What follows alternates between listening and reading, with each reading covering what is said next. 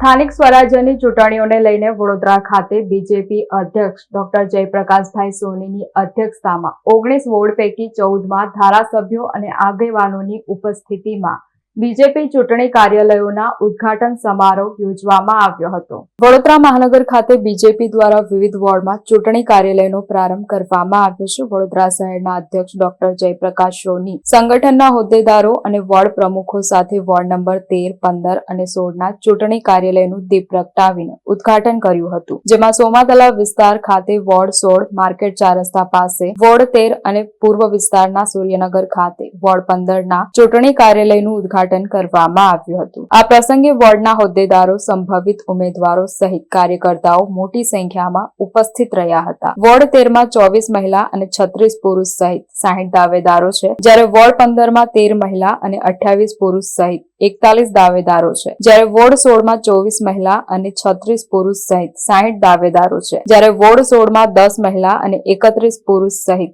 41 દાવેદારો છે। ઉદ્ઘાટન કર્યું છે, શું કહેશો?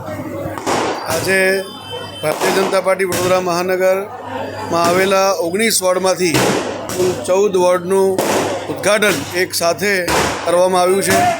જ્યારે ચૂંટણીની તારીખો નક્કી થવાની હતી તે અમે નક્કી કરી રાખ્યું હતું કે જે દિવસે ચૂંટણીની તારીખ નક્કી થાય એના બીજા ત્રીજા દિવસે જ 19 વોર્ડનું ઉદ્ઘાટન થાય એવા પ્રકારના આયોજન કર્યું હતું। આજે વોર્ડ નંબર 15નું પણ કાર્યાલયનું ઉદ્ઘાટન સાથે સાથે થયું છે। તે બદલ વોર્ડ નંબર 15ના પ્રમુખશ્રી અને એમની પૂરી તમામ ટીમને ખૂબ ખૂબ અભિનંદન અને શુભકામનાઓ પાઠવું છું। ભારતીય જનતા પાર્ટી હંમેશા લોકોના વિશ્વાસથી કામ કરે છે, વચનથી વાસ્તવિકતામાં માને છે, વિકાસ અને વિરાસતમાં માને છે। ભારતીય જનતા પાર્ટી ખાલી ઠાલા વચનો માટેની પાર્ટી નથી। ભારતીય જનતા પાર્ટીએ જે વચનો આપ્યા છે તે હંમેશા પૂર્ણ કર્યા છે।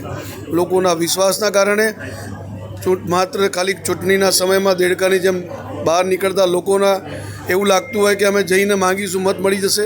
અરે ભાઈ, કોઈ દિવસ એવી રીતે મત નથી મળતા હોતા। મત મળે છે માત્ર લોકોના વિશ્વાસના કારણે। વિશ્વાસ જીતવો એટલું સહેલું નથી હોતું।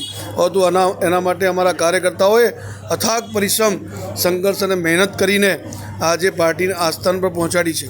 જ્યારે ભારતીય જનતા પાર્ટી કેન્દ્રમાં હોય, રાજ્યમાં હોય કે મહાનગરપાલિકામાં હોય, લોકોના જે પણ એમને પોતાના સમાધાન કરવા માટેના પ્રશ્નો છે, એમની સમસ્યાઓ છે, એ લોકો જે પણ કલ્યાણકારી યોજનાઓથી વંચિત રહી ગયા છે એને લોકો સુધી પહોંચાડવાનું કોઈ કામ કરતું હોય તો ભારતીય જનતા પાર્ટીના કાર્યકર્તાઓ કરતા હોય છે।